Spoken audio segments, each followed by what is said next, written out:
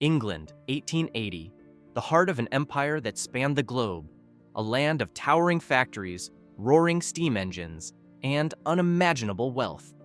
But behind the grandeur of the Victorian age lay a darker truth, one of crushing poverty, desperation, and a silent exodus.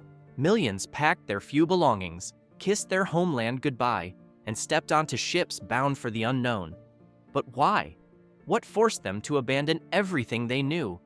This is the story of the Great Flight from England.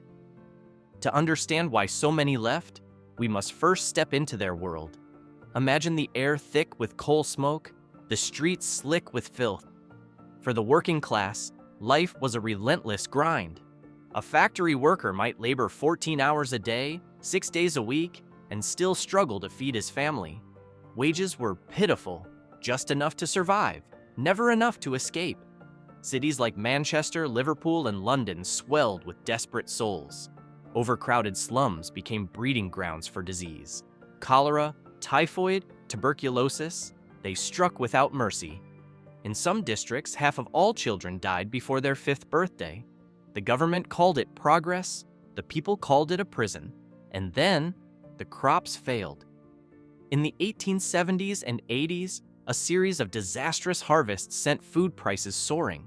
Bread, the staple of the poor, became a luxury. Families starved while grain rotted in the warehouses of the rich. For many, there was no choice left: stay and suffer, or risk everything for a chance at survival. And so, they left. But where did they go? And what awaited them across the ocean? That is a story of hope, betrayal, and new beginnings. The decision to leave was only the beginning.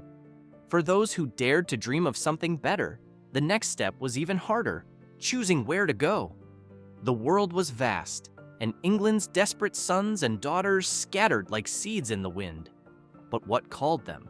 What promises lured them across treacherous oceans? Governments and companies knew England was overflowing with willing hands.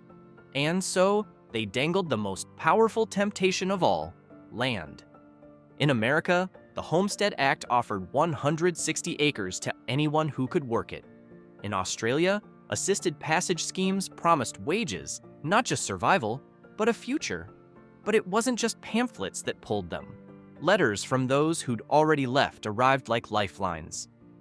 "There's work here," they wrote. "Real food, a house with windows." For people who'd never owned more than a single room, these words were intoxicating. The journey itself was a gauntlet. Steerage passengers, packed like cargo, faced storms, disease, and sometimes death. Yet still they came. In Liverpool alone, over 200,000 emigrants boarded ships in 1883. They weren't just chasing opportunity, they were fleeing a system that had failed them. And then, they arrived. For some, the promises held true. The prairie sun burned away the memory of English rain. But for others, the reality was harsher than they'd imagined. Not every story had a happy ending, because the land of opportunity demanded a price. And for those who couldn't pay it, the dream could curdle into something darker. They had survived the crushing poverty of England. They had endured the tearful goodbyes. But now, in the belly of these ships, a new horror unfolded. The journey was supposed to be their salvation. For some, it became a floating purgatory. Disease spread like wildfire in the cramped, filthy steerage compartments. Typhus, cholera, measles. The ship's doctors, when there were any, could do little. The dead were wrapped in canvas and slipped into the sea before dawn, their names forgotten by sunrise. And yet, they pressed on, because what awaited them had to be better than what they left behind. Didn't it? When the shores of America or Australia finally appeared through the mist, many fell to their knees. But the trials weren't over. Immigration officers scrutinized them for disease, for undesirable traits. The wrong answer, a cough, a limp, and you could be sent back, your dreams shattered. For those who made it through, reality often delivered a cruel blow. The streets were not paved with gold. The free land was miles from anywhere, untamed and unforgiving. Factories in New York or Chicago were little better than the ones in Manchester. The promised wages? often a lie. They had traded one form of desperation for another. But this time, there was no going back. And yet, against all odds, some would thrive. Because the story of the 1880s, Exodus isn't just one of suffering, it's also a story of unimaginable resilience. They left with nothing, no money, no certainty, only the desperate hope that somewhere beyond the horizon, life might be kinder. But what became of them? And what did their flight mean for the England they left behind? Against all odds, many of these exiles carved out new lives. They built railroads across America's wilderness. They broke the hard soil of the Australian outback. They raised children who would never know the hunger that had driven their parents to flee. But their departure sent ripples back home. England's ruling class had assumed the poor would always be there, to work their factories, to serve in their homes.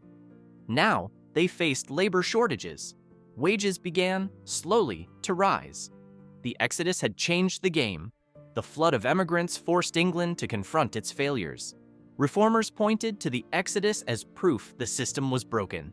The first seeds of the welfare state were planted in this era, not out of kindness, but because the alternative was collapse. Today, their legacy is everywhere, in the accents of Boston and Sydney, in the surnames on shopfronts from Toronto to Cape Town. They were the unwanted, the expendable, until they remade the world. They left to survive. In doing so, they changed history. This is The Past Unfolded. Subscribe to The Past Unfolded for more untold stories of history's forgotten turning points. Where will our journey take us next?